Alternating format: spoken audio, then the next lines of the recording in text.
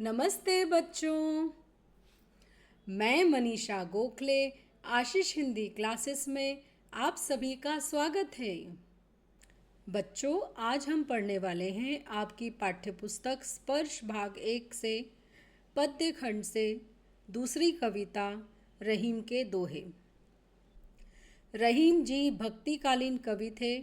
ये मध्ययुगीन साधक थे जिनका जन्म सन 1556 में लाहौर में हुआ, जो कि अब पाकिस्तान का एक भाग है, और मृत्यु 1626 में। आप अकबर के नवरत्नों में से एक थे। आप निर्गुण धारा के कवि थे। आपका ब्रज और अवधी भाषा पर समान अधिकार था। आपकी रचनाएं ब्रज, अवधी और खड़ी बोली में मिलती हैं। आपकी रचनाओं में जो नीतिपरक दोहे हैं वो सबसे ज़्यादा प्रचलित हुए। आपके पदों में हमें श्रृंगार, नीति और भक्ति भाव की प्रधानता मिलती है। आपकी प्रमुख कृतियां हैं रहीम सतसई, रहीम रत्नावली, दोहावली, श्रृंगार सतसई आदि। आपके इस पाठ में रहीम के नीतिपरक दोहे हैं जो हमें व्यवहारिक जीवन का ज्ञान देते हैं। तो चलिए शुरू करते हैं। पहला दोहा। रहीमन धागा प्रेम का मत तोड़ो चटकाए, टूटे से फिर ना मिले, मिले गांठ परी जाए। तो यहाँ पर रहीमदास जी कह रहे हैं कि हमारे संबंधों में जो प्रेम रूपी धागा है, ये यहाँ पर प्रेम को किसकी उपमा दी है? धागे की उपमा दी गई है। तो हमारे संबंधों में जो प्रेम का धागा है या प्रेम रूपी धागा है, उसे हमें तोड़ना नहीं चाहिए।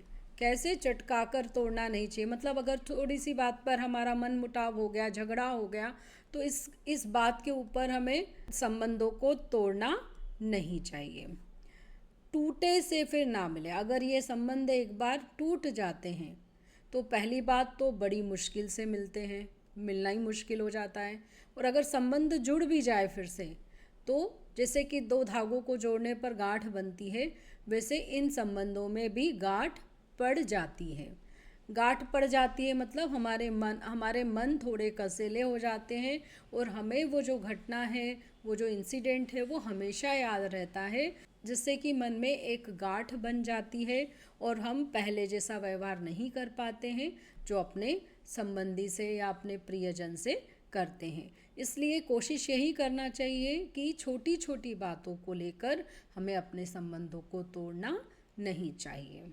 रहीमन निज मन की विथा, मन ही राखो गोय, सुनी अठिलेहे लोग, सब बाटी न लेहे कोय।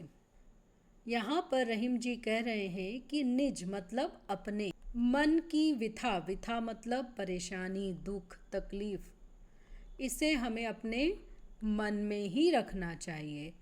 गोय मतलब छिपाकर। ऐसा वे क्यों कह रहे हैं? क्योंकि वो कह रहे हैं कि अगर आप दूसरे लोगों के पास जाओगे अपनी परेशानी बताने, उसे बांटने, उनसे मदद लेने, तो आपकी परेशानी सुनकर लोग आपका मजाक उड़ाएंगे, लेकिन आपके दुख को कोई बांटेगा नहीं, है ना? कोई आपके दुख को कम नहीं करेगा, कोई आपकी मदद नहीं करेगा, लेकिन आपकी परेशानी सुनकर लोग आपका मजाक उड़ाएंगे। इसलिए रहीम जी कहते हैं कि अपने परेशानी को, अपनी व्यथा को, अपने दुख को अपने मन में ही रखना चाहिए। एके साधे सब सधे, सब साधे सब जाय, रहीमन मूल ही सी चिवो, फूले फले अघाय। यहाँ पर रहीम जी कहते हैं कि हमें एक समय में एक को ही साधना चाहिए, मतलब एक ही काम करना चाहिए। और अगर एक समय में हम एक से ज़्यादा काम करते हैं, सब साधने की कोशिश करते हैं कि ये भी काम कर ले, वो भी काम कर ले, तो क्या होता है? सब साधे सब जाए। जो सब काम करने की हम कोशिश करते हैं उसमें से हमें किसी में भी सफलता नहीं मिलती है। इसलिए रहीमदास जी कहते हैं कि एक समय में एक ही काम करना चाहिए, उसे मन लगा कर करना चाहिए, तो आपको सफलता ज़रूर मिलेगी। इसके लिए रहीम जी किसका एग्जाम्पल दे रहे हैं कि जैसे कि पेड़ों की केवल जड़ों को, मूल ही मतलब जड़ों को अगर हम सींचते हैं, सींचना मतलब पानी देना, तो उसमें अपने आप फूल और फल आ जाते हैं। उसके लिए पूरे पेड़ के एक एक अंग को पानी देने की ज़रूरत नहीं होती है। वैसे ही रहीमदास जी कहते हैं कि एक समय में एक एक काम करके हमें सफलता पानी चाहिए या आगे बढ़ना चाहिए। चित्रकूट में रमी रहे रहीमन अवध नरेश, जा पर विपदा पड़त है सो आवत यह देश। रमी मतलब रमना। तो रहीम जी कहते हैं कि जब अवध नरेश मतलब अयोध्या के राजा, अयोध्या के राजा कौन?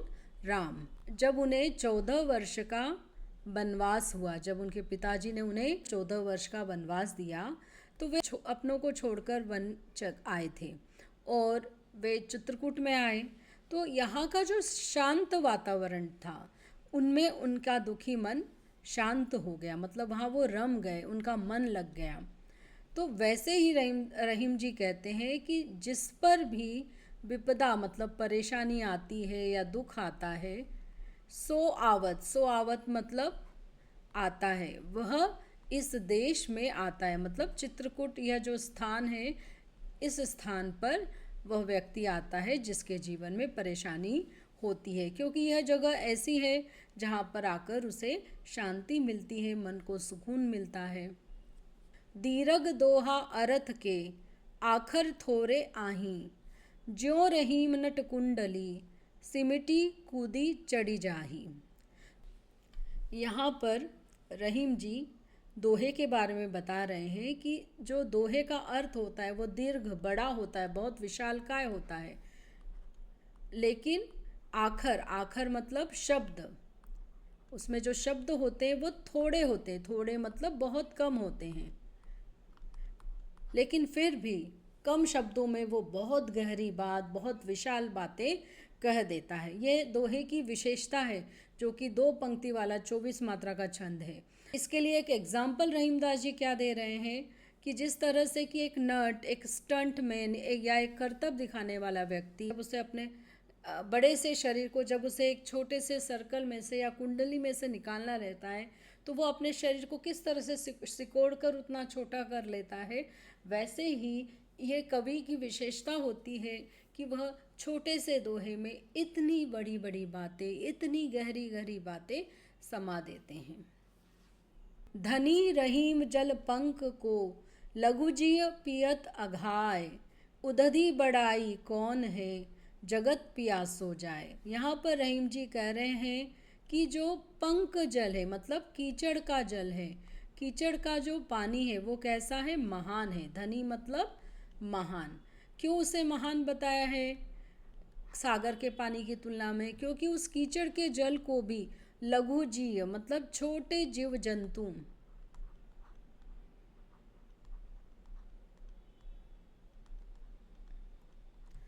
पीकर जाते हैं, अपनी प्यास बुझाते हैं, संतुष्ट होकर जाते हैं। उदधि मतलब सागर। सागर की हम बड़ाई क्यों नहीं कर सकते? क्योंकि सागर का जो पानी होता है वह खारा होता है, भले ही उसमें ढेर सारा पानी है, और सागर के पास जाकर भी सारे लोग प्यासे ही वापस लौट जाते हैं। इसलिए रहीम जी कीचड़ के पानी और सागर के पानी में से कीचड़ के पानी को महान और बड़ा मानते हैं, क्योंकि वह दूसरों को कुछ देता है, जबकि सागर का पानी ढेर सारा पानी होने के बाद भी लोगों को कुछ नहीं दे पाता है। नाद रिझी तन देत मृग, नरधन हेत समेत, ते रहीम पशु से अधिक, रिझेहु कछुना देत। तो नाद मतलब संगीत, संगीत पर मोहित होकर, रिझना मतलब आकर्षित होना, संगीत से आकर्षित होकर या मधुर संगीत को सुनकर मृग उस दिशा की ओर जाता है और अपनी जान की भी परवाह नहीं करता है, और इस तरह से वह शिकारी के जाल में फंस जाता है और अपनी जान भी दे देता है। इसी तरह जो मनुष्य है वह प्रेम के लिए अपना धन, मन, तन सब कुछ दे देता है। लेकिन रहीम जी कहते हैं कि कुछ लोग ऐसे भी होते हैं जो पाने मतलब कुछ अच्छा संगीत सुनने पर या किसी के द्वारा कुछ मिलने पर बदले में कुछ भी नहीं देते। कछु मतलब कुछ, तो बदले में वे लोग कुछ भी नहीं देते हैं। तो ऐसे जो लोग हैं वो पशु से भी बदतर हैं, पशु से भी ज़्यादा बेकार हैं। तो यहाँ पर रहीमदास जी ऐसे लोगों की तुलना पशु से करते हुए कह रहे हैं कि पशु उनसे महान है जो अपनी जान भी दे देते हैं, पर ऐसे लोग जो बदले में कुछ नहीं देते हैं, जो अपना मनोरंजन होने पर बदले में कुछ नहीं देते हैं, या किसी की तरफ आकर्षित होने पर या खुश होने पर भी बदले में कुछ नहीं देते हैं, वो बदतर हैं, पशु से भी बदतर हैं। बिगड़ी बात बने नहीं, लाख करो किन कोय, रहीमन फाटे दूध को, मथे न माखन होए। बिगड़ी, बिगड़ी मतलब बिगड़ी हुई। तो रहीमदास जी कहते हैं कि कोई भी काम अगर हम करते हैं तो उसे बहुत सावधानी पूर्वक करना चाहिए, बहुत सोच समझ कर करना चाहिए, क्योंकि अगर कोई बात बिगड़ जाए या कोई गलती हो जाए या कोई गड़बड़ हो जाए तो फिर वो फिर से बनती नहीं है, बनती नहीं मतलब ठीक नहीं होती है। लाख मतलब कई तरह के प्रयत्न कर लो, कितनी भी कोशिशें कर लो, फिर भी वह ठीक नहीं होती है। यहाँ पर रहीमदास जी हमें उदाहरण दे रहे हैं फटे दूध का। अगर किसी गड़बड़ से दूध फट जाए तो आप उसको कितना भी मथो, मथने पर भी, बहुत अधिक मथने पर भी उससे मक्खन हम नहीं प्राप्त कर सकते। उसी तरह किसी भी काम को करते समय हमें बहुत सावधानी पूर्वक वो काम करना चाहिए, कोशिश करना चाहिए कि वो काम गड़बड़ ना हो, वो बात बिगड़े ना। रहीमन देखी बड़ेन को, लघु न दीजिए डारी, जहाँ काम आवेश हुई, कहाँ करे तरबारी। तो यहाँ पर रहीम जी कह रहे हैं कि बड़ों को देखकर, बड़े लोगों को या बड़ी वस्तु को देखकर हमें लघु, लघु मतलब छोटी चीज़ों को या छोटे लोगों को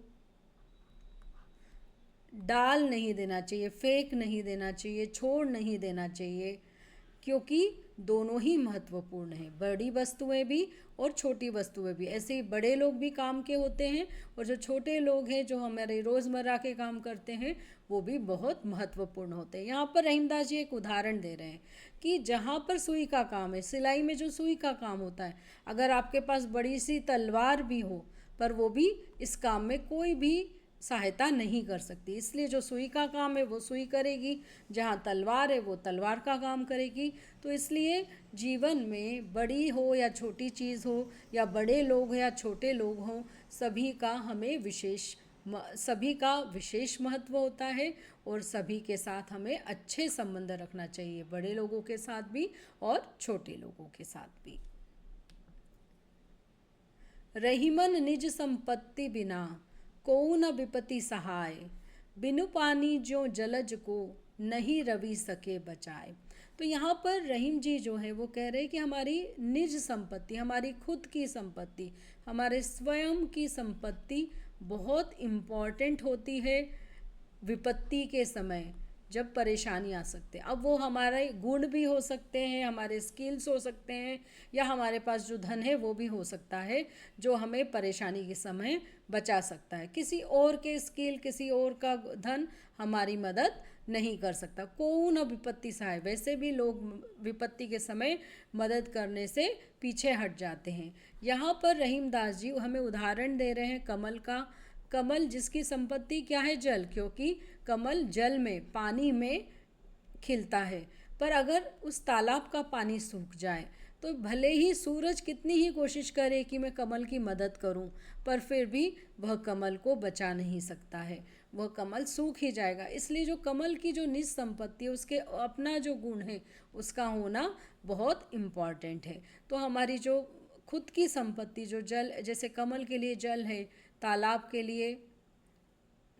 के सूख जाने पर वह कमल उस संपत्ति के बिना नहीं रह सकता है, भले ही वो शक्तिशाली सूरज उसकी मदद करे। तो वैसे ही रहीम जी कहते हैं विपदा या परेशानी में हमें अपनी संपत्ति और धन को हमेशा बचा के रखना चाहिए। हमारी संपत्ति, हमारा धन या हमारा जो कौशल है वही काम आता है, दूसरे हमारी मदद नहीं कर सकते हैं। रहीमन पानी राखिए, बिनु पानी सब सून, पानी गए न ऊबरे, मोती मानुष चून। तो यहाँ पर रहीमदास जी कहते हैं कि पानी का बहुत महत्व है। और इसलिए इसे बहुत संभाल कर रखना चाहिए। पानी के बिना सब कुछ सून है, मतलब बेकार है, व्यर्थ है। यहाँ पर रहीमदास जी पानी के का शब्द का उपयोग 3 अर्थों में कर रहे हैं। मोती के लिए पानी का अर्थ है चमक, मनुष्य के लिए पानी का अर्थ है विनम्रता, और चूना या आटे के लिए पानी का अर्थ पानी है। तो देखिए, अगर मोती के ऊपर चमक नहीं होगी तो मोती का कुछ मूल्य रहेगा नहीं, वो बेकार हो जाएगा। मनुष्य में अगर विनम्रता नहीं है, उसमें घमंड बहुत अधिक है, तो वह भी मूल्यवान नहीं रहता है। और ऐसे ही चूना या आटा, इसे नरम बनाने के लिए, इसे उपयोगी बनाने के लिए पानी बहुत महत्वपूर्ण होता है। इसलिए रहीमदास जी कहते हैं कि जीवन में पानी का बहुत महत्व है और इसलिए इसे हमें हमेशा संभाल कर रखना चाहिए। अगले वीडियो में इस कविता के प्रश्नोत्तर लेकर फिर से हाजिर होंगी। तब तक के लिए धन्यवाद।